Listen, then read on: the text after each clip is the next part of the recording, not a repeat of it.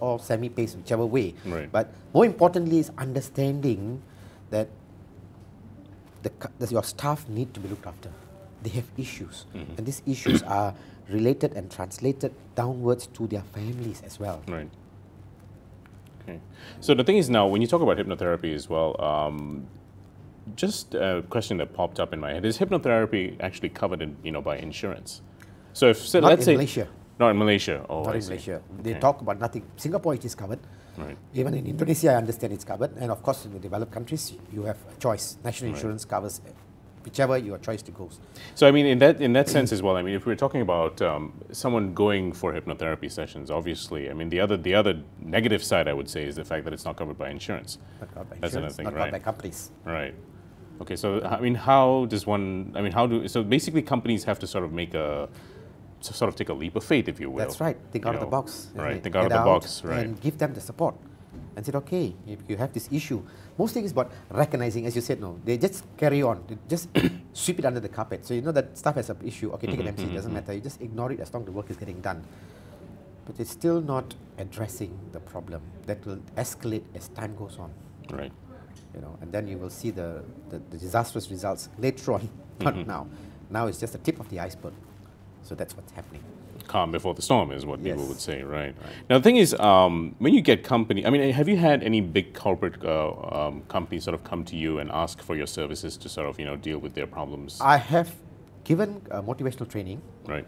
workshops through another company, to other companies, and many of the staff there who went through my 2 hours workshop and things that I did on a short-term basis, they really enjoyed it. Up till today, sometimes they still call me and say, no, Ajit, I really enjoyed your session compared to everything else because it helped me to realize. So when I approach those companies, our management is not ready yet. So that's the simple excuse because you actually have to. But actually, the whole excuse is I don't know what you're doing, and I don't know what you're about, and I don't want to waste my time doing something that I have no clue about. In fact, right? In hypnotherapy, we have this this funny thing about life. We have to see in order to believe. Yes, correct. Actually, I would say that is a universal truth. We're seeing is believing. I think So it is a universal misconception. Oh, you reckon? Because you have to believe in order to see. You have to first believe in yourself, isn't it? A house did not just come out by itself. You believed in it, you created it in your mind, and then you went about taking the necessary actions and taking the emotions to create the results, right? So the house came up, or whatever, your business, whatever, came up from your belief, isn't it? What you saw in your mind. Right. So in actual fact, it should be, you have to believe in order to see. So you have to believe in yourself to understand that I can contribute a far higher level of my work to society, to myself, to the company, and increase my awareness. Okay, So what you just said just now was actually a big misconception among everybody. In fact, Yes. right. Because It I is mean, a misconception. because everyone has that belief, And That's the way yeah. society is, isn't it? Right. You want to see, then only you believe. Yeah, But seeing you is cannot believing. see. Seeing is believing. Exactly. It is the other way around. You have to Right. believe in order to see. Okay. Now, looking at businesses that you have dealt with and stuff like that, I mean, we talked a little bit about the fact that some businesses are receptive to the idea of hypnotherapy, mainly because they are aware of it. Do you get them sort of saying, like what you said earlier, you get them calling back and all that, but how often do you get them actually calling you back? For example, like you've done a great job with their with their staff, their employees. The staff even look forward to your sessions and stuff like that. Do you get that sort of feedback as well? Yes, recently I treated a human resource manager of a company.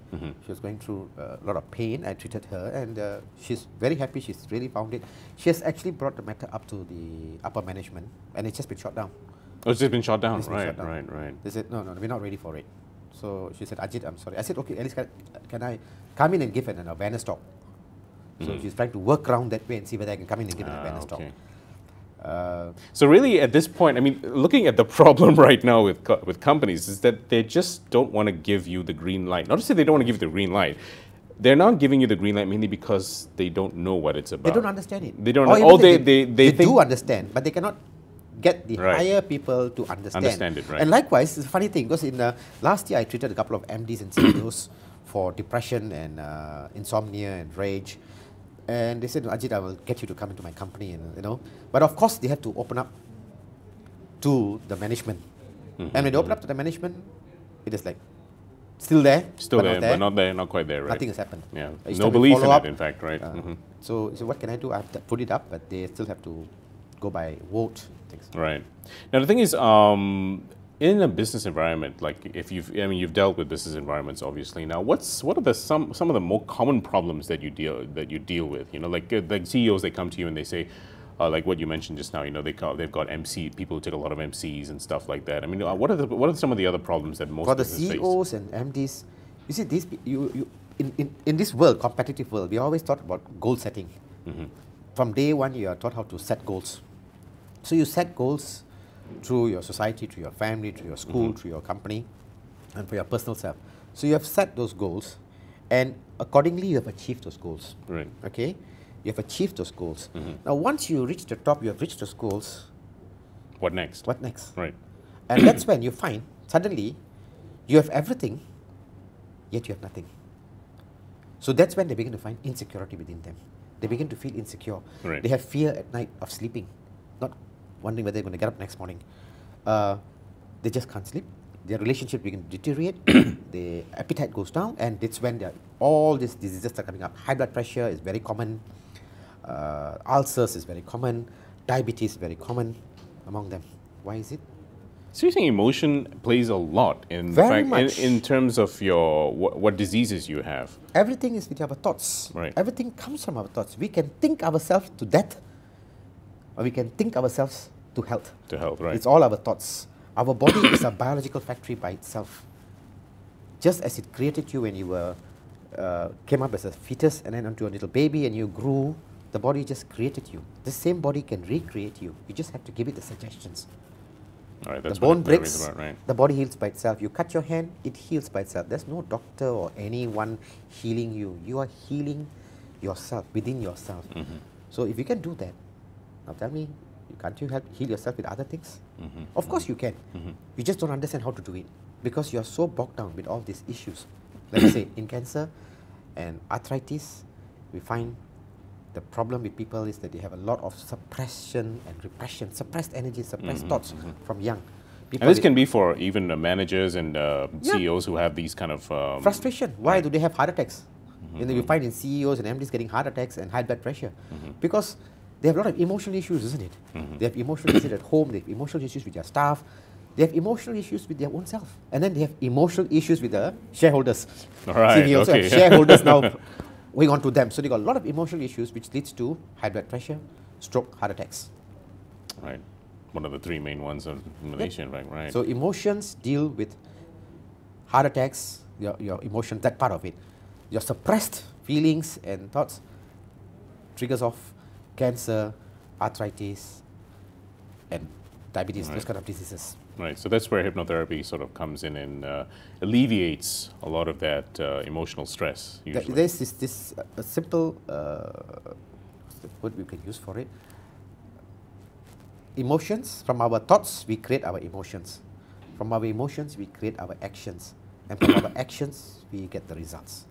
So it starts with our emotions. Right. What you put into the computer is what you get back out. As I mentioned earlier about the computer. So what you are putting in, you're getting it back. There's no way you put 2 and 2, you get 5 back. You put 2 and 2, it gives you 4 back.